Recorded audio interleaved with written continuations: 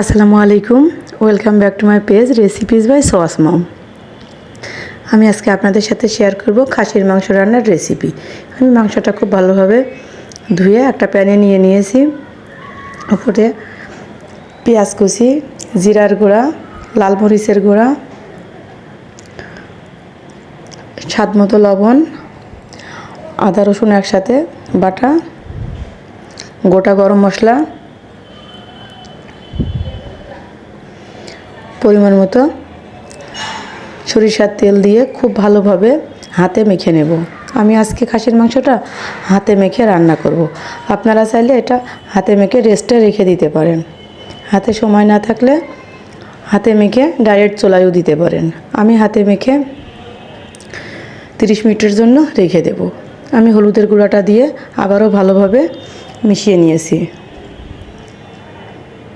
খুব ভালোভাবে মেশানো হয়ে গেছে। আমি 30 মিনিটের জন্য রেখে দেব। 30 মিনিট পরে আমি চুলায় বসিয়ে দিয়েছি।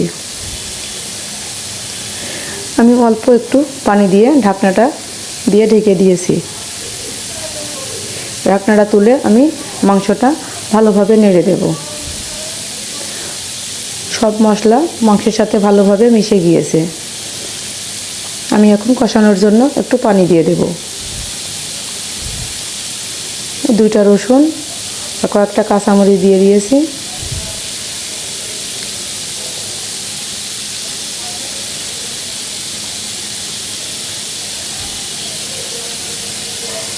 ভালোভাবে নেড়ে নেওয়ার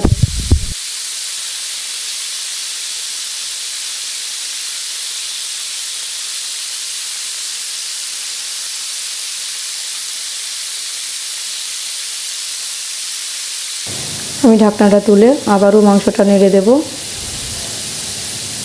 আমার মাংসটা একদম কষানো হয়ে গিয়েছে। আমি ঝোলের জন্য পানি দিয়ে দেব।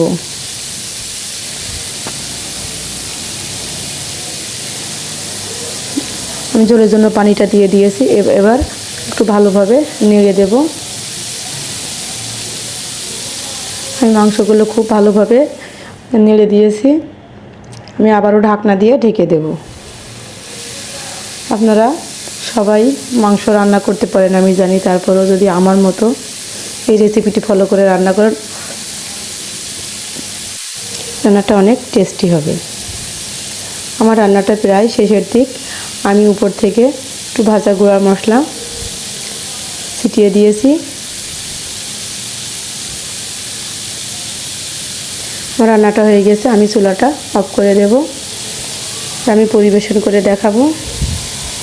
রেসিপিটি কেমন লাগলো অবশ্যই কমেন্টে জানাবেন। ভালো লাগলে লাইক, কমেন্ট, শেয়ার করবেন। আসসালামু আলাইকুম।